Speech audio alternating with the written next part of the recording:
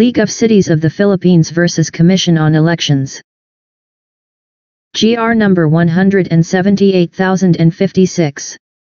Substantive issues. The petitioners reiterate their position that the Cityhood Laws violate Section 6 and Section 10 of Article 10 of the Constitution, the Equal Protection Clause, and the right of local governments to a just share in the national taxes. The court differs. Congress clearly intended that the local government units covered by the Cityhood Laws be exempted from the coverage of RA number 9009.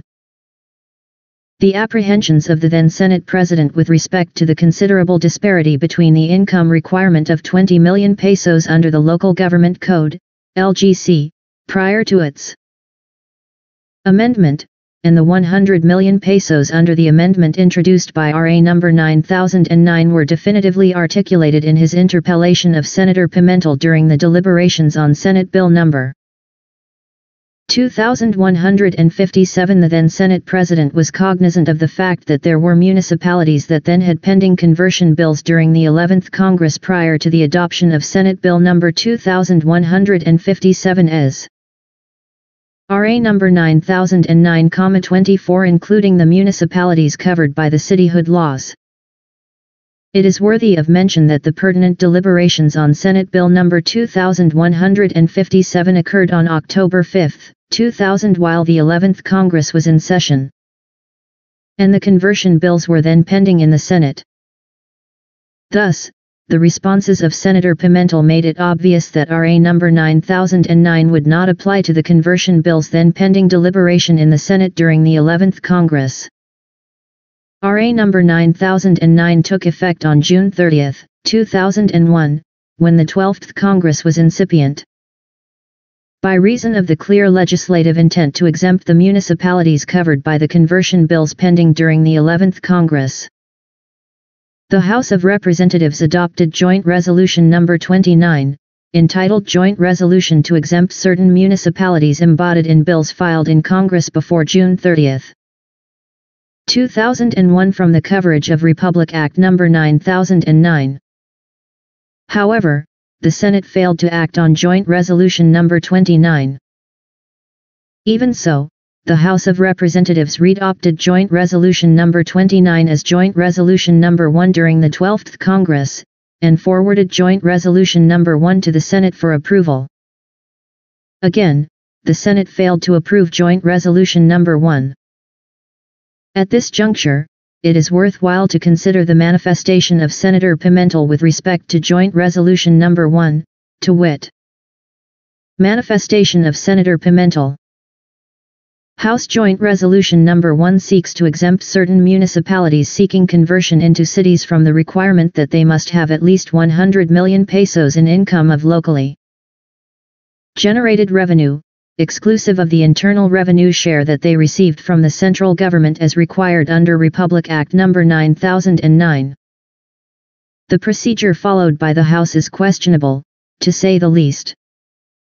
The House wants the Senate to do away with the income requirement of 100 million pesos so that, en masse, the municipalities they want exempted could now file bills specifically converting them into cities.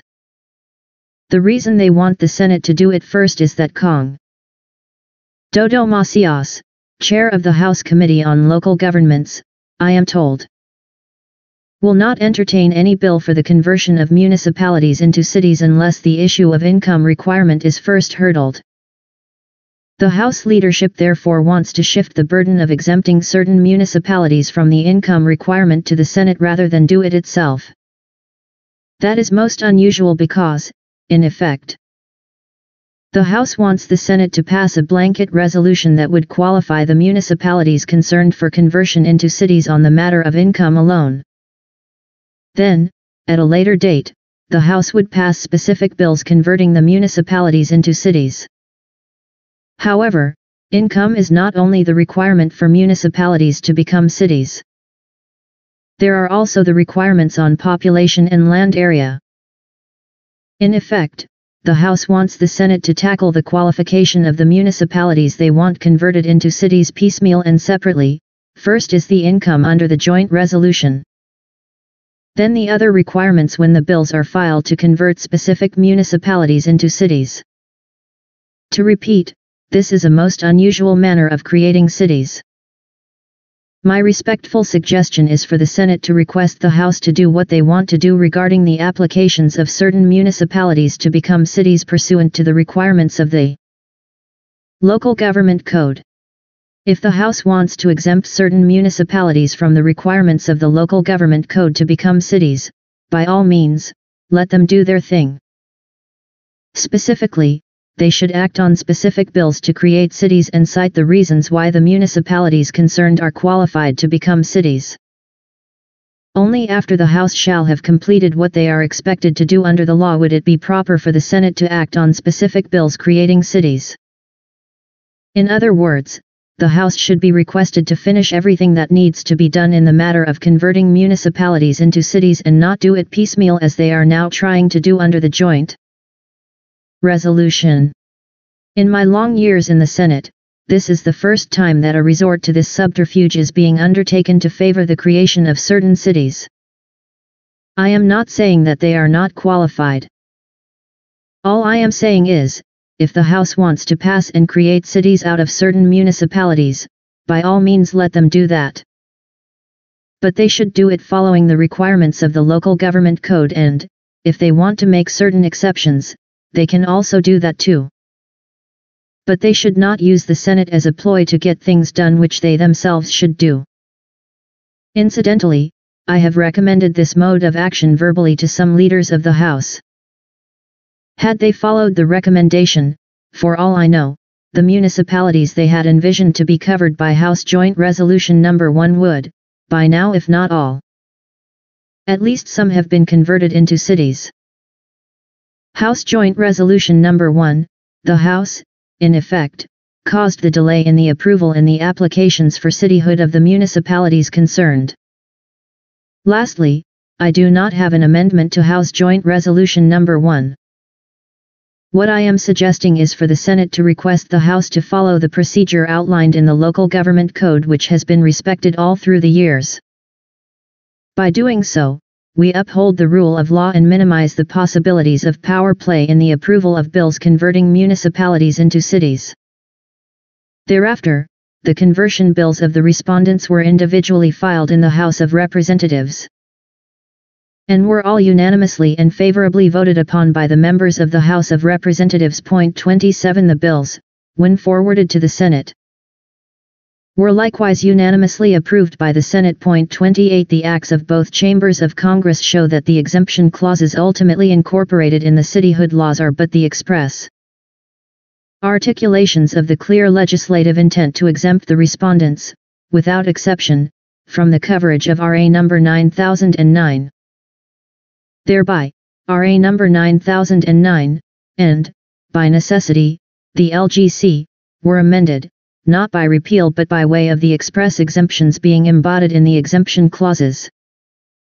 The petitioners further contend that the new income requirement of 100 million pesos from locally generated sources is not arbitrary because it is not difficult to comply with. That there are several municipalities that have already complied with the requirement and have, in fact, been converted into cities, such as Sta. Rosa in Laguna, RA No. 9264, Navotas, RA No. 9387, and San Juan, RA No. 9388, in Metro Manila, Das Marinas in Cavite, RA No. 9723, and Binan in Laguna, RA No. 9740. And that several other municipalities have supposedly reached the income of 100 million pesos from locally generated sources, such as Baon in Batangas, Mabalacat in Pampanga, and Bacoor in Cavite. The contention of the petitioners does not persuade. As indicated in the resolution of February 15, 2011, 59 existing cities had failed as of 2006 to post an average annual income of 100 million pesos based on the figures contained in the certification dated December 5, 2008 by the Bureau of Local Government. The large number of existing cities, virtually 50